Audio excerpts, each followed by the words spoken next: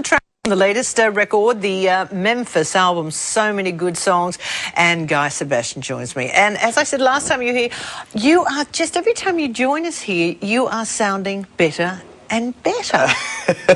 Oh, I'm more at home. This is like my second home here.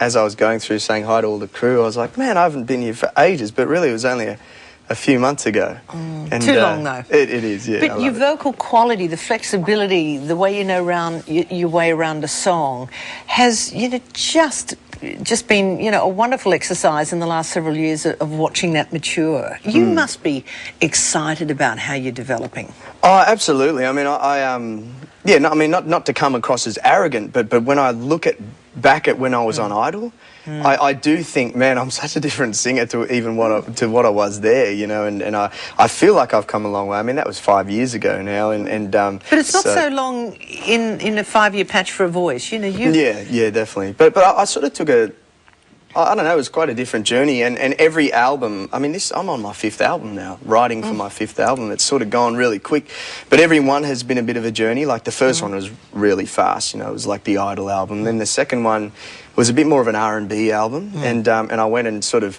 went all out. I worked with some of my heroes like Brian McKnight and Robin Thicke, a few other sort of R&B crew, and that was a little more...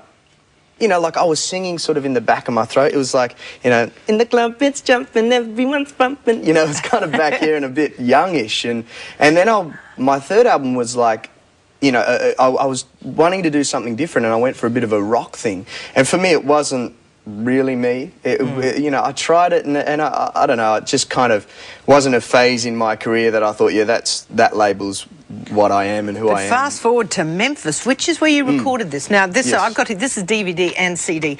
Now, I've spent several hours driving around listening to this. I love this CD. Who are the guys that you got to work with when you hit Memphis?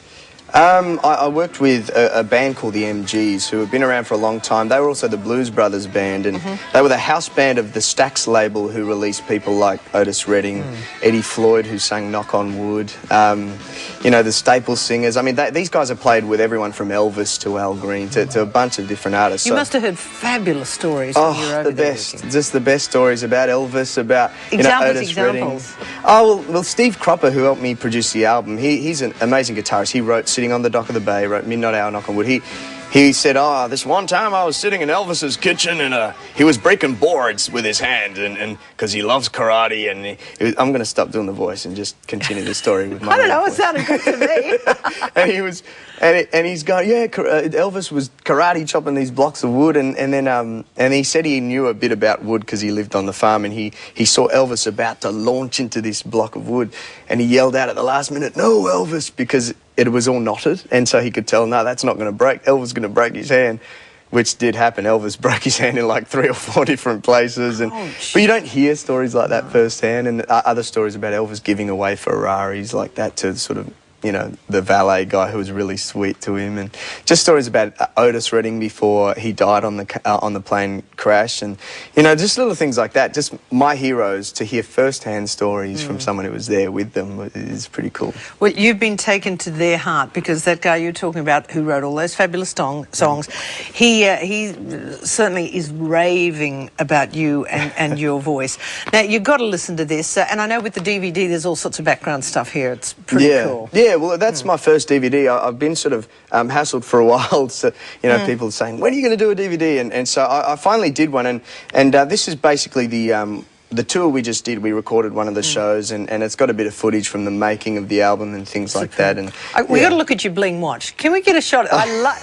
Now, come on, where did we get this watch? Oops. This is from Mark Echo, and they're very sweet to me, these guys. Actually, it's subtle, understated. Why don't I have one? You look at your bling. I was when you came and said good day before. I'm looking at all these. You're talking to Bling Girl here.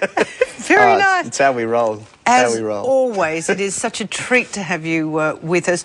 Wish you all the very best, and fingers crossed next time we talk, your album and CD will be in America, because I know you're on the verge of that, and I know it's going to happen. You look after yourself. Thanks, darling. Thanks. Guy Sebastian joining us. What a star.